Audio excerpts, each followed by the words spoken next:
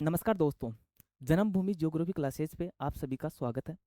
और आज हम इस वीडियो में बात करना चाहते हैं राजस्थान का सामान्य परिचय। राजस्थान के सामान्य परिचय में हम सबसे पहले स्थिति पढ़ेंगे। राजस्थान का सामान्य परिचय स्टार्ट करने वाले हैं अपन।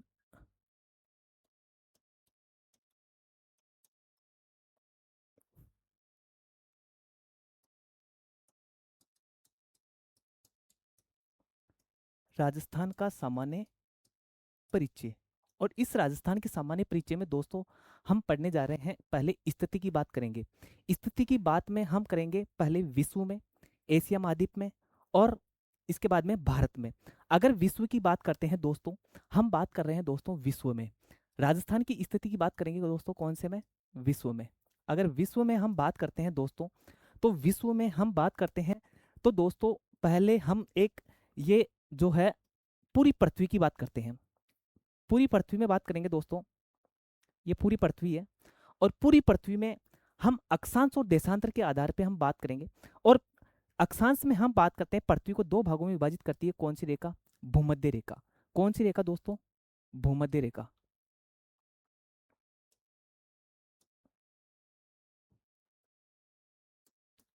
भूमध्य रेखा। और भूमध्य रेखा इसको अपन क्या बोलते हैं? विषुवत रेखा भी बोलते हैं।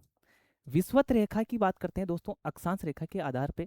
अक्षांश रेखा के आधार पे दोस्तों हम विषुवत रेखा के आधार पे इसको बोलते हैं दोस्तों उत्तरी गोलार्ध। इसको कौन सा बोलते हैं? उत्तरी गोलार्ध। उत्तरी गोलार्ध। और इस वाले भाग को बोलते हैं दक्षिणी गोलार्ध। दक्षिणी गोलार्ध। उत्तरी गोलार्ध हो गया दोस्तों, दक्षिणी गोलार्ध हो गया। अगर हम बात करते हैं दोस्तों उत्तरी गोलार्ध में हमारा राजस्थान है, वो राजस्थान है दोस्तों यहाँ पे एक रेखा गुजर है, कर्क रेखा। और कर्क रेखा को आपको सबको पता है राजस्थान के डूंगरपुर और बांसवाड़ा, डूंगरपुर और बांसवाड़ा से होते हुए गुजरती है। और यहाँ है अपने है एक मक्का रेखा। मक्का रेखा है 23.5 डिग्री, दोनों 23.5 डिग्री पे हैं। तो दोस्तों हमारे जो राजस्थान है वो यहाँ पे है। राजस्थान की स्थिति अपने कहाँ पे आ जाती है दोस्तों? उत्तरी पूर्वी गोलार्ध में। कहाँ पे? उत्तरी गोलार्ध में। अक्षांश के आधार पे कौन सा हो जाता है दोस्तों? उत्तरी गोलार्ध में। अगर उत्तरी गोलार्ध की बात करते हैं तो दोस्तों हम इसमें हमारे को एक नक्श अपने को अगर दिशा के बारे में अपने को पता नहीं है तो दिशा के बारे में भी हम एक बार ज्ञान कर ले रहे हैं दोस्तों। जैसे मान लो ये है, ऐसे बनाएंगे तो ये हमारा है उत्तर, ये है दक्षिण, ये है पश्चिम और ये है पूर्व। दोस्तों उत्तर, दक्षिण, पश्चिम और पूर्व, ये दोस्तों ये वाली दिशा है। ये वाली दिशा है, इसको अपन बोलेंगे कौन सी? उत्तर पूर्व। इसको क्या बोलेंगे? उत्तर पूर्व। अगर बात करते हैं इसको हम बोलेंगे दक्षिण पूर्व। अगर इसके बाद में इधर बोलेंगे हम उत्तर पश्चिम। इसके बाद में हम बात करते हैं यहाँ पे दक्षिण पश्चिम। ये दिशा चार, उत्तर, दक्षिण, पश्चिम और पूर्व, चार कौन हो गए? उत्तर पूर्व, दक्षिण पश्चिम, दक्षिण पूर्व और उत्तर पश्चिम।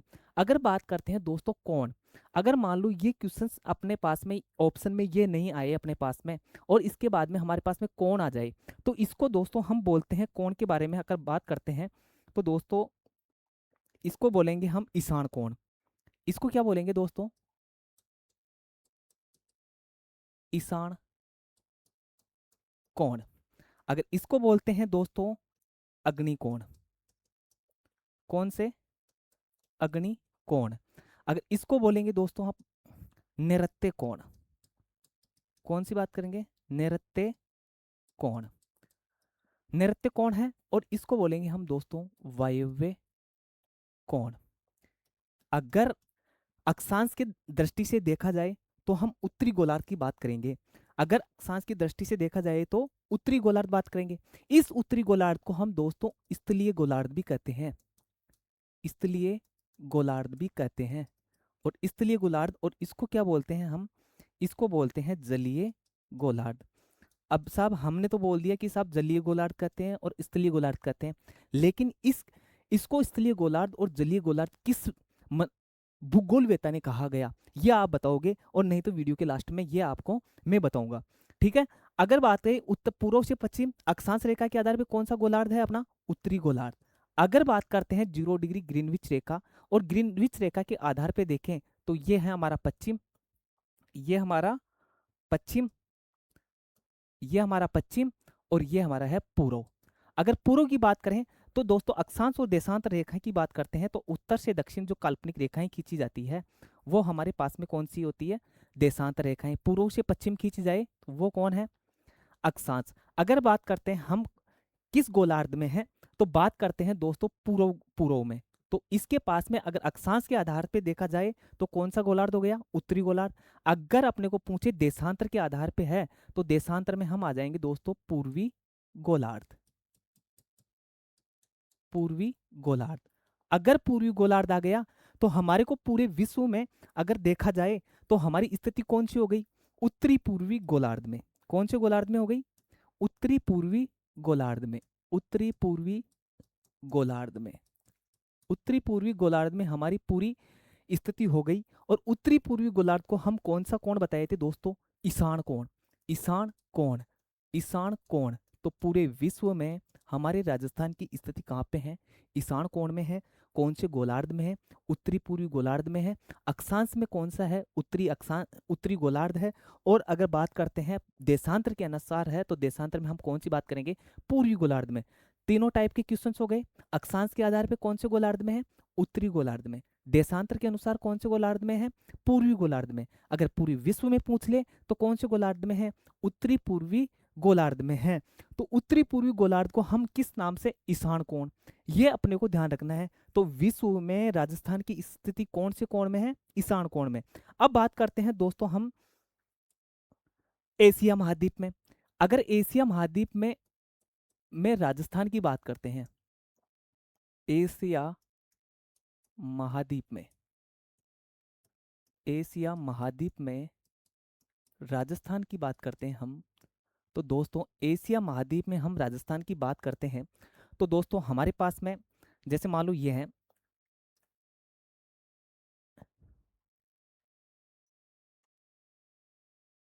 ये पूर्वी चीन सागर, कोरिया, उत्तरी कोरिया, ये अपना यूरोप वाला भाग आ गया। अगर वही बात है, ये हमारे पास में उत्तर है, ये हमारे पास में दक्षिण है, हमारे पास में ये उत्तर है, ये दक्षिण है, और ये हमारे पास में आ गया पश्चिम है, और ये पूर्व है। उसके बाद में हम दोस्तों उत्तर से दक्षिण अगर इसको दो डिवाइडेशन भागों में करते हैं तो आप बताओ एशिया महाद्वीप में ये कौन सी दिशा में आ गया, दोस्तों ये आ गया अपना दक्षिण पश्चिम दिशा में। और दक्षिण पश्चिम दिशा में हमने बताया था कौन सा कोण है, नैऋत्य कोण है। आप पीछे वाले में देखो, नैऋत्य कोण। तो हमारे पास में एशिया महाद्वीप में कौन सी स्थिति आ गई, दक्षिण पश्चिम दिशा में नैऋत्य कोण आ गया है। तो उत्तर दक्षिण में कौन सा, तो एशिया महाद्वीप में राजस्थान की स्थिति कौन सी हो गई दोस्तों, दक्षिण,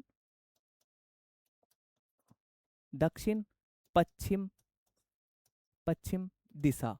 और कौन कौन सा हो गया अपना, नैऋत्य कोण।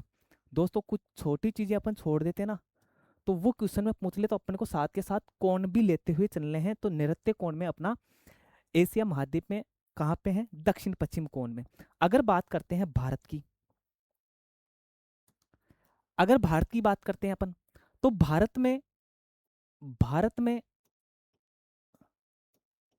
भारत में राजस्थान की स्थिति, भारत में राजस्थान की स्थिति की बात करें तो दोस्तों भारत में राजस्थान की स्थिति की बात कर रहे हैं। और भारत में हम देखेंगे कि जैसे मान लो ये वाला अपना इधर वाला ऑप्शन बना देता हूं, जैसे मान लो ये वाला है अपना इंडिया, ये अपना इंडिया है। अगर अपन इससे उत्तर से दक्षिण अगर इसको डिवाइडेशन करते हैं तो अपना राजस्थान यहाँ पे है, कहाँ पे है, राजस्थान में। और इसको बोलते हैं अपन कौन सी दिशा, पश्चिम दिशा। और यहाँ पे कौन सी दिशा हो गई दोस्तों, पूर्व। ये कौन सी दिशा हो गई, उत्तर। और ये कौन सी दिशा हो गई, दक्षिण। दक्षिण दिशा में हमने बताया कि राजस्थान कौन सी दिशा में है हमारे, उत्तर और पश्चिम। तो बात करें भारत की तो भारत में हमारे इंडिया जो राजस्थान की स्थिति है वो कौन सी कोण में, उत्तर पश्चिम दिशा में। अगर कोण की बात करते हैं हम, तो कोण अपना आएगा दोस्तों वायव्य कोण। वायव्य कोण, वायव्य कोण में हमारे उत्तर पश्चिम दिशा में राजस्थान है। और इसके बाद में जैसे अपने एशिया महाद्वीप में, विश्व में हो ही गई अपनी बात। विश्व में, विश्व में आरजे, आरजे का मतलब राजस्थान। विश्व में आरजे कितना हो गया, कौन, विश्व में विश्व में राजस्थान है अपना उत्तरी पूर्वी गोलार्ध। अगर कोण की बात कर लेते हैं अपन, अगर कोण की बात करते हैं तो कोण है अपना ईशान कोण, ईशान कोण। अगर बात करते हैं अपन एशिया में, अगर बात करते हैं हम एशिया में, एशिया में आरजे की बात करते हैं, तो एशिया में दक्षिण पश्चिम दिशा में है। और अपन दक्षिण पश्चिम दिशा को बोलते हैं दोस्तों नैऋत्य कोण, नैऋत्य कोण। अगर बात करते हैं हम भारत में, भारत में बात करते हैं, भारत में, भारत में आरजे की बात करते हैं, तो दोस्तों भारत में आरजे हैं अपना उत्तर पश्चिम दिशा। और कोण की बात करते हैं दोस्तों, कोण है अपना वायव्य कोण। यहां तक बात हो गई, विश्व में हो गई है, एशिया में हो गई है बात, और भारत में हो गई है। तो भारत में राजस्थान कौन सी दिशा में, उत्तर पश्चिम दिशा में है। इसके बाद में बात करते हैं दोस्तों हम राजस्थान से संबंधित नामकरण की बात करते हैं। तो राजस्थान के नामकरण में हम देखेंगे दोस्तों, राजस्थान का नामकरण, और राजस्थान के नामकरण में हम देखेंगे दोस्तों, राजस्थान के नामकरण में हम जैसे,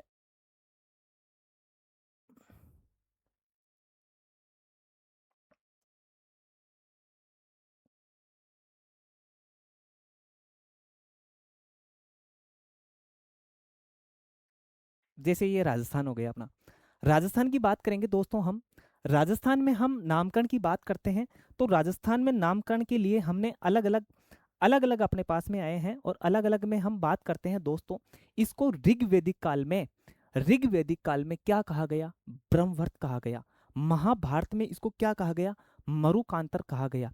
दोस्तों राजपूताना शब्द का प्रयोग, मौखिक प्रयोग किसने किया, वो किया जॉर्ज थॉम्स ने। तो लिखित प्रयोग किसने किया, आप बताओ। लिखित प्रयोग किया विलियम फ्रैंकलिन ने।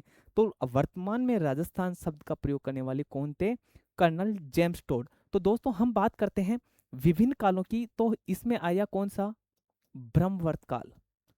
ब्रह्मवर्त काल में राजस्थान को क्या कहा गया दोस्तों, ब्रह्मवर्त में इसको कहा गया दोस्तों, सॉरी,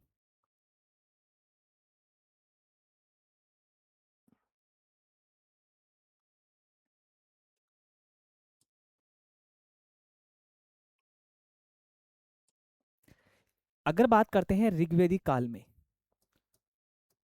अगर ऋग्वेद काल की बात करते हैं दोस्तों, तो इसको क्या कहा गया, ब्रह्मवर्त, ब्रह्मवर्त।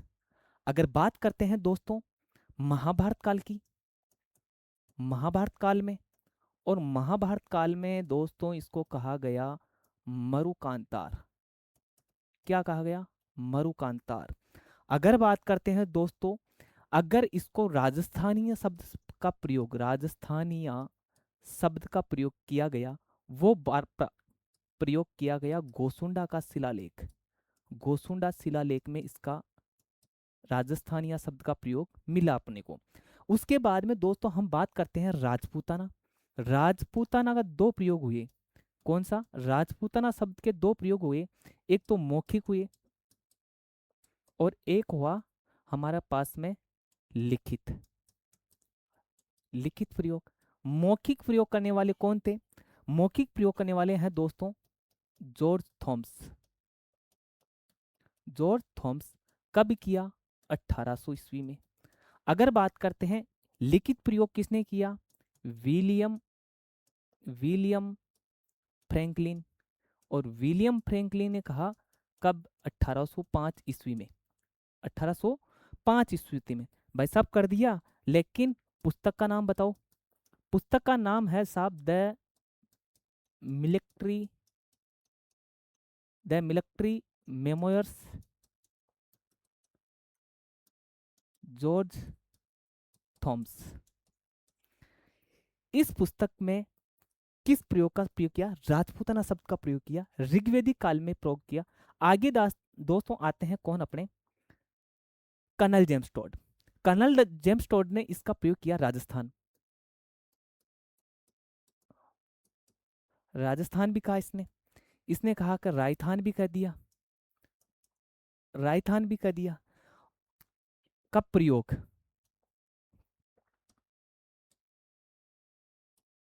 का प्रयोग किसने किया दोस्तों?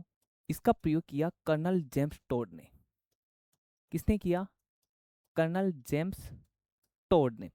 और कर्नल जेम्स टोड ने प्रयोग किया, कब किया दोस्तों? ये प्रयोग किया दोस्तों 1829 में। कब किया?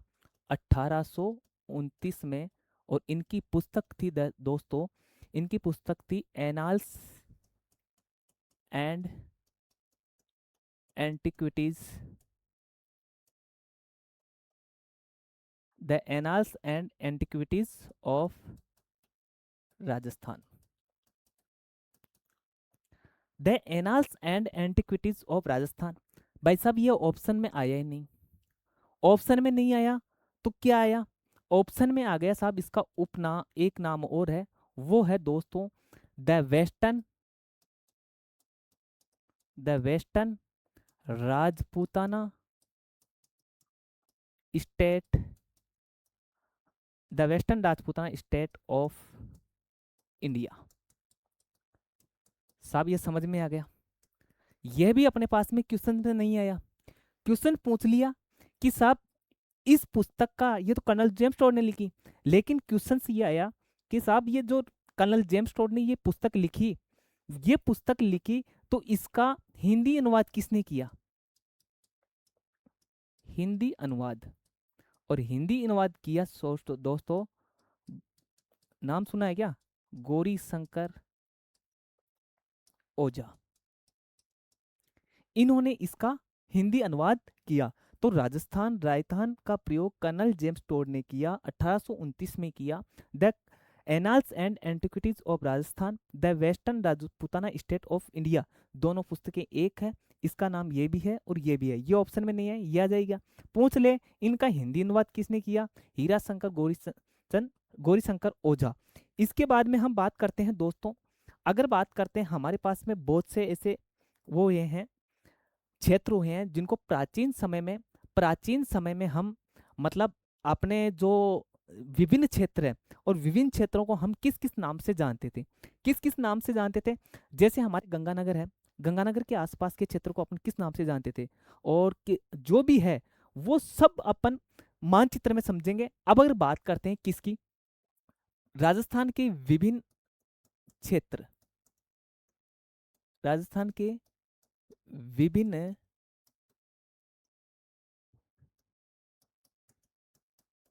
क्षेत्रों के प्राचीन नाम, विभिन्न क्षेत्रों के प्राचीन नाम है दोस्तों। और प्राचीन नाम में हम बात करते हैं किसकी? अगर प्राचीन नाम में हम बात करेंगे दोस्तों, तो हमारे पास में हम पृष्ठ चेंज कर लेते हैं और पृष्ठ चेंज करके अपन पूरा उस पे पढ़ेंगे।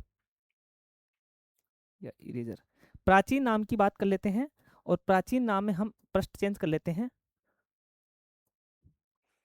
अगर बात करते हैं दोस्तों प्राचीन नाम में हम राजस्थान के, और राजस्थान के हम प्राचीन नाम में हम बात करते हैं दोस्तों, तो हमारे पास में जैसे ये राजस्थान है और राजस्थान की हम बात करते हैं, और राजस्थान में दोस्तों हम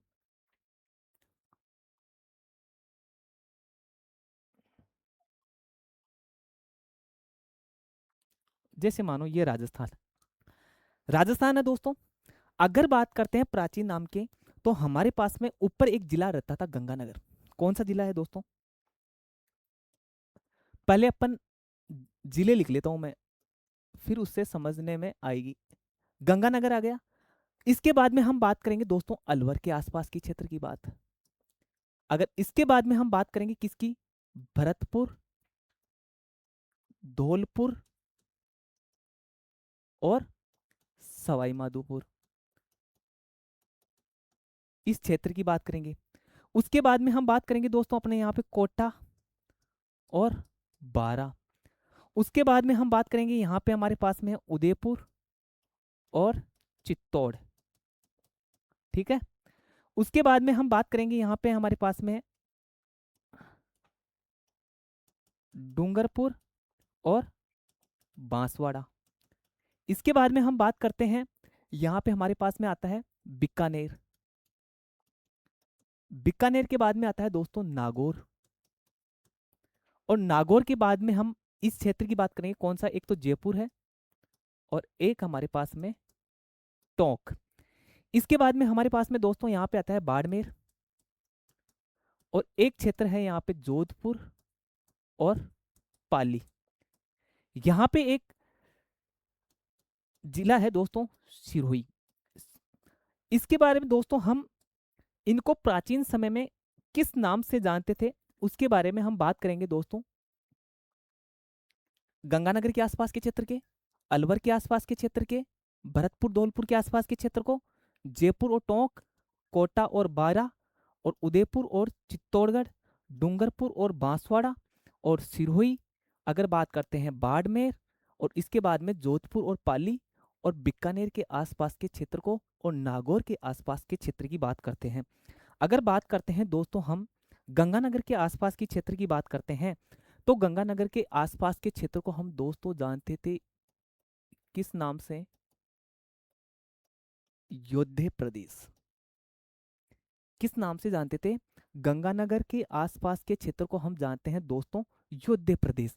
अगर बात करते हैं अलवर के आसपास के क्षेत्र को जानते हैं हम कुरु प्रदेश। किस नाम से, कुरु प्रदेश। अगर भरतपुर धौलपुर सवाई माधोपुर के आसपास के क्षेत्र को हम जानते हैं दोस्तों सोरसेनी प्रदेश। कौन सा, सोरसेनी प्रदेश। अगर बात करते हैं हम दोस्तों कोटा और बारा, कोटा और बारा वाले क्षेत्र को जानते थे हम हये हये प्रदेश के नाम से। किस नाम से, हये हये प्रदेश के नाम से। आपने सुना होगा उदयपुर चित्तौड़गढ़ में मेवाड़, मेवाड़ क्षेत्र है और यहाँ के राजवंश शिव की पूजा करते थे, इसको शिवी प्रदेश के नाम से जाना जाता है, शिवी प्रदेश। उसके बाद में डूंगरपुर और बांसवाड़ा को जाना जाता है दोस्तों बांगड़ प्रदेश, बांगड़ प्रदेश। अगर बात करते हैं सिरोही के आसपास के क्षेत्र को हम चंद्रावती के नाम से। अगर बाड़मेर के आसपास के क्षेत्र की बात करते हैं दोस्तों, तो बाड़मेर के आसपास के क्षेत्र को जाना जाता है हमारे पास में श्रीमाल के नाम से। अगर बात करते हैं दोस्तों जोधपुर के आसपास के क्षेत्र की, जोधपुर और पाली वाले क्षेत्र को हम देखते हैं दोस्तों गुर्जर प्रदेश, गुर्जर प्रदेश। अगर बात करते हैं बीकानेर के आसपास के क्षेत्र की बात करते हैं, तो बीकानेर वाले प्रदेश को हम दोस्तों कहते हैं जांगल प्रदेश, जांगल प्रदेश। अगर नागौर के आसपास वाले क्षेत्र की बात करते हैं दोस्तों, तो नागौर को हम बोलते हैं दोस्तों अछत्रपुर, अछत्रपुर, अछत्रपुर इसको जानते हैं। तो गंगानगर दोस्तों, यहां से पढ़ाने का मतलब यह है कि ये दोस्तों ये जो टॉपिक है आजकल क्वेश्चंस ये पूछे जाते हैं कि बीका, मतलब ये नहीं पूछेगा कि बीकानेर के आसपास के क्षेत्र को क्या जानते थे, ये पहले पूछते थे 2012 13 14 के आसपास पूछते थे। लेकिन वर्तमान में ट्रेंड ये बदल गया कि ए बी सी डी इन ऑप्शन में से देगा और सामने इनको दे देगा सारे ऑप्शन को। तो हमारे पास में जो ऑप्शन आएंगे उसको अपने को मिलान करवाएगा, और मिलान करवा के सारी अपने को जानकारी होगी, तभी अपन इनको मिला सकते हैं। या पूछ लेगा इसमें से कौन सा गलत है, तीन मिले हुए दे देगा मिलान में और एक अपने को गलत दे देगा। तो अपने को ए से जब पता पड़ेगा जब अपने को पूरी क्षेत्र की जानकारी होगी। अगर बात करते हैं दोस्तों एक छोटा सा और है, अगर ये देखा जाए अपने पास में यहाँ पे एक नदी आती है, कौन सी, जैसे यहां से एक माही नदी आती है और माही नदी आती है, तो इस माही नदी के मैदान को, माही नदी के मैदान को काटल प्रदेश कहते हैं साहब। ठीक है, और इस मही नदी के मैदान को क्या कहते हैं, कांटलोर प्रदेश। ये एक अपने पास में यहाँ पे है दोस्तों प्रतापगढ़। कौन सा है, प्रतापगढ़। और प्रतापगढ़ के आसपास दोस्तों ये है हमारा, इसको बोलते हैं, अब यहाँ पे 56 नदी नालों का समूह है, इसलिए अपन इसको 56 के मैदान के नाम से भी जाना जाता है। 56 का मैदान, 56 का मैदान है दोस्तों। तो अपन प्रतापगढ़ के आसपास के क्षेत्र को किस नाम से जानते हैं, 56 के मैदान। उसके बाद में हम दोस्तों एक क्षेत्र और है, उसको उसकी अपन बात कर लेते हैं। वो क्षेत्र है दोस्तों चूरू। जैसे मान लो यहाँ पे चूरू है, चूरू, और इस चूरू के आसपास के क्षेत्र को, इस चूरू के आसपास के क्षेत्र को हम किस नाम से जानते हैं, इस चूरू के आसपास के क्षेत्र को नाम से जाना जाता है दोस्तों थली प्रदेश। कौन सा प्रदेश, तली प्रदेश। तली प्रदेश दोस्तों, गंगानगर को किस नाम से, योध्या प्रदेश, अलवर को कुरु प्रदेश, और नागौर को अछत्रपुर, चूरू को थली प्रदेश, भरतपुर, धौलपुर, सवाई माधोपुर को क्या बोलते हैं, सोरसेनी प्रदेश, कोटा और बारा को क्या बोलते हैं, किस प्रदेश के नाम से जाना जाता है, हये प्रदेश। अगर बात करते हैं दोस्तों, इसको भूल गए ना अपन, ये वाला ऑप्शन, जयपुर और टोंक, जयपुर और टोंक के आसपास को क्षेत्र को बोला जाता है दोस्तों ढूंढाड़ प्रदेश, ढूंढाड़ प्रदेश। और कोटा और बारा हये प्रदेश, उदयपुर चित्तौड़गढ़ के आसपास के क्षेत्र को बोलते हैं सीवी प्रदेश। प्रतापगढ़ और बांसवाड़ा के आसपास के क्षेत्र को हम 56 नदी नालों का समूह है, इसलिए अपन उसको बोलते हैं 56 का मैदान। प्रतापगढ़ में माही नदी के मैदान को कांटल प्रदेश, डूंगरपुर और बांसवाड़ा को हम बोलते हैं बांगड़ प्रदेश। अगर सिरोही की बात करते हैं, अगर सिरोही की बात करते हैं तो चंद्रावती आ गया, बाड़मेर में हम श्रीमाल, और जोधपुर और पाली के आसपास के क्षेत्र को बोलते हैं गुर्जर प्रदेश, और बीकानेर वाले प्रदेश को बोलते हैं हम जांगल प्रदेश। अगर बात करते हैं दोस्तों राजस्थान की, और राजस्थान में हम अगर लंबाई चौड़ाई से संबंधित बात कर लेते हैं, अगर लंबाई चौड़ाई से संबंधित बात है,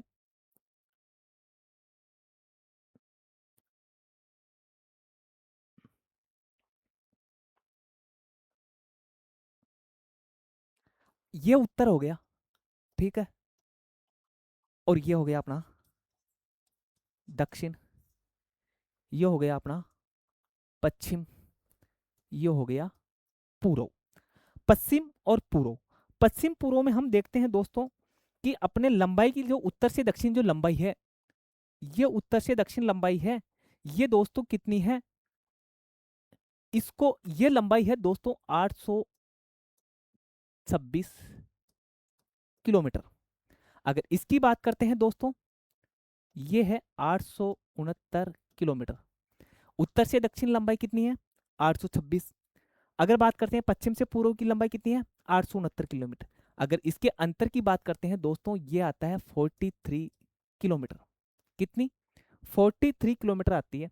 मैंने बताया था दिशा के ज्ञान के संबंधित, उत्तर पूर्व वाली दिशा ये है, इसको बोलते हैं अपन उत्तर पश्चिम, और इसको बोलते हैं दक्षिण पश्चिम, और ये वाला है दक्षिण पूर्व। क्या ये भी हो सकता है क्या, कि जैसे मैंने उत्तर से दक्षिण लंबाई कर ली, पश्चिम से पूर्व जो लंबाई कर ली, उसमें हमारे पास में ये लंबाई भी हो सकती है क्या, ये वाली हो सकती है। अगर दक्षिण पश्चिम से उत्तर पूर्व वाली ये लंबाई भी हो सकती है क्या, हो सकती है। तो मुझे ये बताइए कि ये लंबाई कितनी हो सकती है दोस्तों, ये लंबाई है 784 किमी। इसको अपन बोलते हैं विकर्ण, त्रिभुज बनाते हैं ना कभी, जिसमें बोलते हैं विकर्ण, ये लंबाई ये चौड़ाई, वो वाला सिस्टम। तो 784 किमी कितनी है, दक्षिण पश्चिम से उत्तर पूर्व की लंबाई कितनी है हमारे पास में, 784 किमी। इसके बाद में हम बोलते हैं उत्तर पश्चिम से दक्षिण पूर्व की ओर जो लंबाई है वो दोस्तों है 850 किमी। कितनी है, 850 किमी। अब आप ये बताओ कि साहब उत्तर से दक्षिण लंबाई ले ली, पश्चिम से पूर्व लंबाई ले गई, तो बस मध्य जिला तो होगा ना। तो मध्य जिला कौन सा है, तो दोस्तों मध्य जिला है अपना पास में नागौर। कौन सा, नागौर जिला है, लेकिन नागौर बहुत बड़ा है। तो नागौर में हमारे को गांव बताओ साहब, कौन सा गांव है। हमने साहब गांव बता दिया, गांव है दोस्तों लापोलाई। कौन सा गांव, लापोलाई, लापोलाई गांव है। और यहाँ पे हमारी उत्तर दक्षिण लंबाई की। इसने बोला कि नहीं, क्वेश्चंस में आ गया, ये वाला क्वेश्चन नहीं आया, क्वेश्चन आ गया कि सैटेलाइट दृष्टि से अपना गांव बताइए। हमने कहा कि साहब सैटेलाइट दृष्टि से गांव है दोस्तों गगराना, गगराना गांव है। और गगराना गांव कहाँ पे पड़ता है? नागौर में। तो उत्तर से दक्षिण कितनी? 826 किलोमीटर। पश्चिम से पूर्व कितनी? 869 किलोमीटर। अगर बात करते हैं इसकी लंबाई के अंतर, 9 में से 6 गए तो 3 और 6 में से 2 गए तो 4। अगर मान लो इनकी लंबाई निकाल दी तो अपने को इनकी लंबाई भी अंतर निकाल लेते हैं। और इनका अंतर है दोस्तों, अंतर निकालो आप, 850 माइनस 784। 10 में से 4 गए तो 6। अगर बात करते हैं एक इधर गया तो 14, 14 से में 8 गए तो 14 में से 8 गए तो 6, 66 किमी। कितने अंतर आ गया दोस्तों? 66 किमी का अंतर अपने पास में आ गया है। तो विकिरणों की लंबाई का अंतर कितना आ गया दोस्तों? 66 किमी। इसके बाद में दोस्तों हम बात करते हैं, थोड़ा और अपन आगे चलते हैं, उत्तर में हम बात कर लेते हैं अपने पास में कौन सा गांव है? एक कोणा गांव। अब कोणा गांव है तो कौन सा गांव है? गंगानगर। अगर इधर बात करते हैं तो यहाँ पे कौन सा गांव है? बोरखुंड। और बोरखुंड कहाँ, किस जिले में है? बांसवाड़ा में। और इधर कौन सा? कटरा। कटरा गांव है। और कटरा कहाँ पे है? जैसलमेर में। और इधर की बात कर लेते हैं हम, जैसलमेर के बाद में हमारे पास में आता है दोस्तों सिलान। और सिलान कहाँ पे आता है? धौलपुर में। और कौन सी तहसील है? राजकोट। राजकोट। तो यहां तक हमारे उत्तर में कोणागांव हो गया था, दक्षिण में बोरखुंड, और कटरा, जैसलमेर, सिलान, धौलपुर। अगर बात करते हैं दोस्तों अक्षांश की भी बात कर लेते हैं यहीं पे। अगर अक्षांश की बात करते हैं हम, तो अक्षांश दोस्तों मैंने बताया था कि हम अक्षांश की दशा में पूरे उत्तरी गोलार्ध में हैं, न कि यहाँ पे दक्षिण। तो हम इस पे आएगा दोस्तों 23 डिग्री 3 मिनट उत्तरी अक्षांश। ये बहुत मिस करता है। 30 डिग्री 12 मिनट उत्तरी अक्षांश। अगर बात करते हैं हम यहाँ पे 69 डिग्री 30 मिनट पूर्वी पूर्वी देशांतर। और इधर देखते हैं हम 78 डिग्री 17 मिनट 78 डिग्री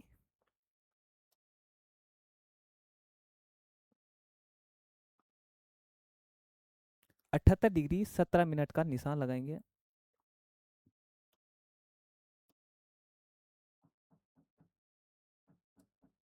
अठहत्तर डिग्री 17 मिनट पूर्वी देशांतर। यहाँ पे समझाने के लिए ये है दोस्तों, हमने सर्वप्रथम ही बता दिया था मैंने कि हम उत्तरी अक्षांश में आएंगे तो 23 डिग्री 3 मिनट उत्तरी अक्षांश से 30 डिग्री 12 मिनट उत्तरी अक्षांश, 69 डिग्री 30 मिनट पूर्वी देशांतर से 78 डिग्री पूर्वी देशांतर। मैंने बताया था देशांतर पढ़ाते समय कि अपना पूरा जो राजस्थान है या इंडिया है वो पूर्वी गोलार्ध में है, तो दोनों तरफ पूर्वी आएगा। दोनों तरफ क्या आएगा? पूर्वी आएगा। ये गलती नहीं होनी चाहिए क्योंकि दोनों तरफ क्या आएगा? पूर्वी आएगा। दोनों तरफ क्या आएगा? पूर्वी आएगा। मैंने बताया देशांतर के जगह, तो देशांतर में मैंने बताया यहाँ भी उत्तरी आएगा और यहाँ भी उत्तरी आएगा। कहीं अपन ये सोचें कि 23 डिग्री 3 मिनट तो दक्षिण में है, तो अगर अपन दक्षिण अक्षांश में कर देंगे तो ये अपना क्वेश्चन गलत हो जाएगा। इसलिए मैं ये बता रहा हूँ अक्षांश की दृष्टि से देखा जाए तो कौन से अक्षांश में? अपन उत्तरी अक्षांश में। अक्षांश से संबंधित कोई भी क्वेश्चन आए तो उसमें हमारे को दोनों तरफ 23 डिग्री 3 मिनट उत्तरी अक्षांश से 30 डिग्री 12 मिनट उत्तरी अक्षांश। अगर बात करते हैं 69 डिग्री 30 मिनट पूर्वी देशांतर से 78 डिग्री 17 मिनट पूर्वी देशांतर की बात है।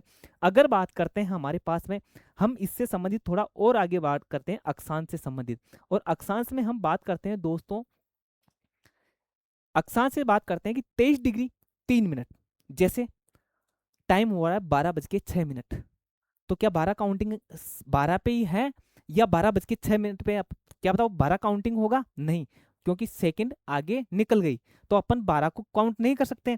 वैसे ही इसमें है 23 से अपन चलेंगे 24, 25, 26, 27, 28, 29 और ये 30।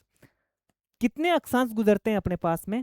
24, 25, 26, 27, 28, 29 और 30। तो आप मुझे ये बताओ कि अपने को काउंट करने के बाद में हमारे पास में अक्षांश कितने गुजरे। अक्षांश साहब, अक्षांश राजस्थान से कितने अक्षांश गुजरते हैं वो मैं आपको बता देता हूं। राजस्थान से अक्षांश अगर ऐसे देखा जाए तो 7 अक्षांश गुजर रहे हैं दोस्तों। ठीक है। अगर अपन देशांतर की बात कर लेते हैं, देशांतर की बात करते हैं दोस्तों, देशांतर की बात करते हैं वही 69 डिग्री 30 मिनट। 69 काउंट होगा क्या? नहीं होगा। 70, 71, 72, 73, 74, 75, 76, 77 और 78। तो लगभग कितने? 9 देशांतर राजस्थान से गुजरते हैं। कितने देशांतर गुजरे? क्योंकि 69 डिग्री 30 मिनट पूर्वी देशांतर से 78 डिग्री 17 मिनट पूर्वी देशांतर तक है। और इसके बाद में हम बात करें कितने राजस्थान में अक्षांश, कितने? 7 अक्षांश। और देशांतर में हमारे पास में कितने? 9 देशांतर है। अगर बात करते हैं हम दोस्तों, अगर एग्जिट निकालना भी चाहिए अपन तो एग्जिट भी निकाल सकते हैं। अगर 69 डिग्री 30 मिनट पूर्वी देशांतर से 78 डिग्री 17 मिनट, ये भी बहुत तगड़ा है। अगर देशांतर की बात करें, जैसे देशांतर को अपन माइनस करते हैं 78 डिग्री 17 मिनट और उसमें से अपने को माइनस करना है 69 डिग्री 30 मिनट। कैसे करेंगे बताओ? इसको ऐसे करेंगे दोस्तों कि जैसे मान लो ये है, अपन एक उधार लिया इधर, 1 मिनट उधार जाते हैं इधर, कितना हो जाएगा? 60। एक उधार लिया इधर गया 60, यहां पे कितना बच गया? 7। अब अब निकाल लो। 7, 6 में से 3 गए तो 3 मिनट हो गई। अगर बात करते हैं इधर 77, 17 में से 9 गए तो कितने रह गए? 8। 8 डिग्री 37 मिनट अपने पास में देशांतर का अंतर है। मतलब इधर से माइनस करेंगे, इधर से इधर जाएगा तो 1 मिनट में 60 का अंतर रहता है, तो 60 बच जाएंगे। इधर पहले 17 था, नहीं, यहाँ पे 60 गए ना, तो यहाँ पे 17 तो पहले थे, 60 गए तो 77 हो गया ना। तो 77 में, सॉरी, 77 में से 7 में से 3 गए तो कितने हो गए? 4। 8 डिग्री 47 मिनट, 47 देशांतर का, मिनट देशांतर का अपने पास में अंतर है। लेकिन अब आगे चलते हैं अपन दोस्तों कि दक्षिण में बोरखुंड है, बांसवाड़ा है, और पूर्व में कौन सा है? सिलान, धौलपुर, उत्तर में कोणागांव, गंगानगर और कटरा, जैसलमेर, और इधर करते हैं हम सिलान धौल। उत्तर से दक्षिण लंबाई कितनी? 826। पूर्व से पश्चिम लंबाई कितनी? 869। लंबाई का अंतर कितना दोस्तों हमारे पास में? 43 किमी। अगर उत्तर पूर्व से उत्तर उत्तर उत्तर पूर्व से दक्षिण पश्चिम की जो लंबाई है वो 784 किमी है। अगर बात करते हैं उत्तर पश्चिम से दक्षिण पूर्व की लंबाई में है, वो है दोस्तों 850 किमी। अगर बात करते हैं तो लंबाई का जो अंतर है वो दोस्तों 10 में से 4 गए 6 और 14, 14 में से 8 गए 6, तो 66 का अंतर अपने पास में आया है। 23 डिग्री 3 मिनट उत्तरी अक्षांश से 30 डिग्री 12 मिनट उत्तरी अक्षांश, ये हमारा पास में अक्षांश है। दोनों में उत्तरी आएगा क्योंकि अपन उत्तरी गोलार्ध में स्थित है। अगर अब आगे वाला मेरा एक क्वेश्चन था, मैंने आपको बताया था कि साहब ये क्वेश्चंस कि मैं लास्ट में ये आपको उत्तर बताऊंगा। मैंने बताया था कि उत्तरी गोलार्ध, उत्तरी गोलार्ध, और एक है अपने पास में दक्षिणी गोलार्ध। जब मैंने विश्व में स्थिति बताई थी ना, तब मैंने इस पे चर्चा की थी। उत्तरी गोलार्ध को मैंने बोला स्थलीय गोलार्ध, स्थलीय गोलार्ध। अगर बात करते हैं दक्षिणी गोलार्ध की, और दक्षिणी गोलार्ध में हम बात कर रहे हैं दोस्तों जलीय गोलार्ध।